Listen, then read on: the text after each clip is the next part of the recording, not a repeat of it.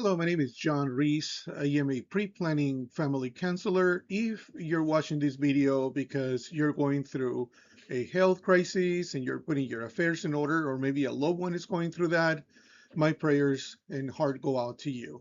I want to try to walk you very fast through this option. If cremation is not an option for you and you're looking into some sort of a burial service, but you're trying to keep it as simple as possible for budget reasons or just personal preferences, I'm going to show you what you can do today in a very simplistic and economical way. The most economical service is the immediate burial service. And the reason it's most economical is because it eliminates a few things. There's no embalming, there's no body preparation or cosmetic care, no viewing, no use of the chapel for a visual, no use of the chapel for a funeral service. There's no official hearse, they use a different vehicle, no escorts, and no graveside service. Most people think that it's just a matter of digging a hole. They don't even do it by hand, obviously, anymore. So it's not just digging a hole and putting the casket inside, but that's what most people think. So I want to show you all the items and services that actually take place, even if you only want an immediate burial service, which is the minimum you can get on the burial option. I want to break this down slice by slice very briefly, but just so you see right now a quick summary. There are a few items that take place at the funeral home, and there are a few other items that take place at the cemetery. There's always going to be a crew behind the scenes from the driver, the dispatch. You have the receptionist, you have the person that processes all the documents, the funeral director, the manager. There's a few people behind the scenes that are processing things for you, for your service or your loved one's service. You're always going to need transportation, obviously, from the hospital, from home, a care facility, or maybe another location to the funeral home. Although the name is called immediate burial, but it doesn't happen immediately. It's always going to be anywhere from 3 days to about 14 days until they get the permits, until the family has the plot and everything in order. But you can count on at least 10 days worth of refrigeration.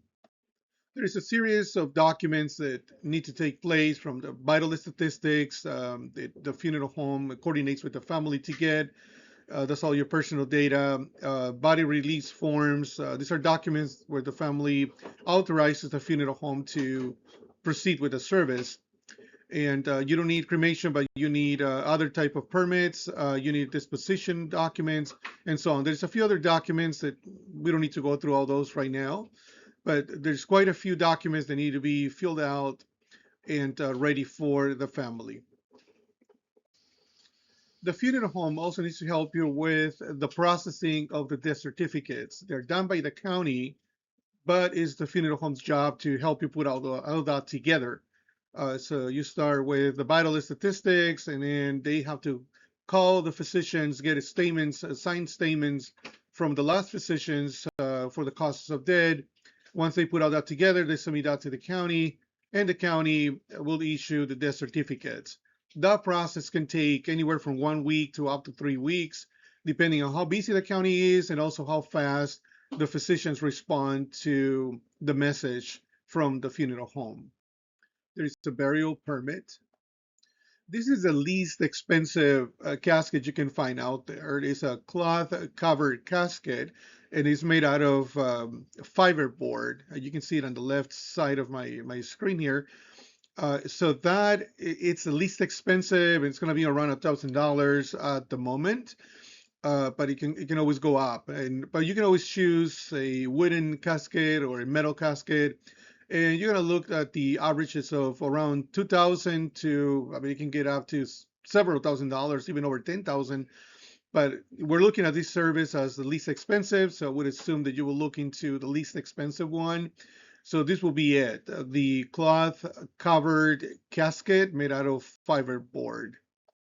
You also need transportation now from the funeral home to the cemetery. And now talking about things you need from the cemetery, inside the gates of the cemetery, that will be obviously the plot. You'll need the opening and closing of the grave. The service is provided by the cemetery only. You'll need the marker or the headstone. That you don't have to pay for right away, but you'll need it. So with the headstone, you need the actual headstone, you need the engraving of the name and dates, and the installation, and all that it's done also by the cemetery administrators. So here's a summary of the different services the funeral home provides, even on an immediate burial option. You have the funeral home basic services and staff. That's the funeral director, their professional services, and the use of their facility.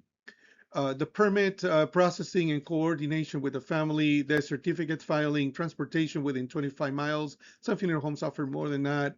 Refrigeration until burial, casket selection, coordination with the cemetery, and transportation to the cemetery. So it'll be the job of the funeral home. On the cemetery side, you need a plot selection and the purchase of it. Options or opening and closing services and fees related. Concrete vault, that is, you have to purchase and you have to pay for the installation of it. The headstone selection, name, dates, symbols, engraving, plus the installation of it. So these are all the services that you're going to need on an immediate burial service. I'm going to give you a couple of tips. If you don't have a plot, you can always look into Craigslist.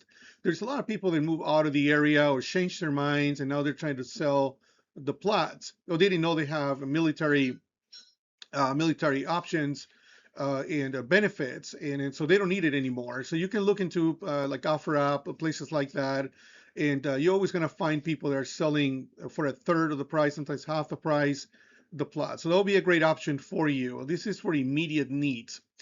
Obviously, if you plan for the future, that's the best thing you can do because you freeze the cost, and the cost of inflation is covered by the program. So if it doubles or triples over time, then the program pays or covers the difference and not you.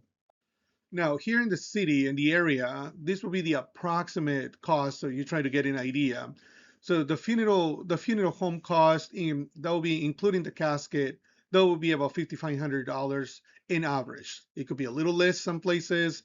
What is a little less? Maybe 1,000 or less than 1,000, but it can be more. Maybe a couple of thousands more, depending on where you go.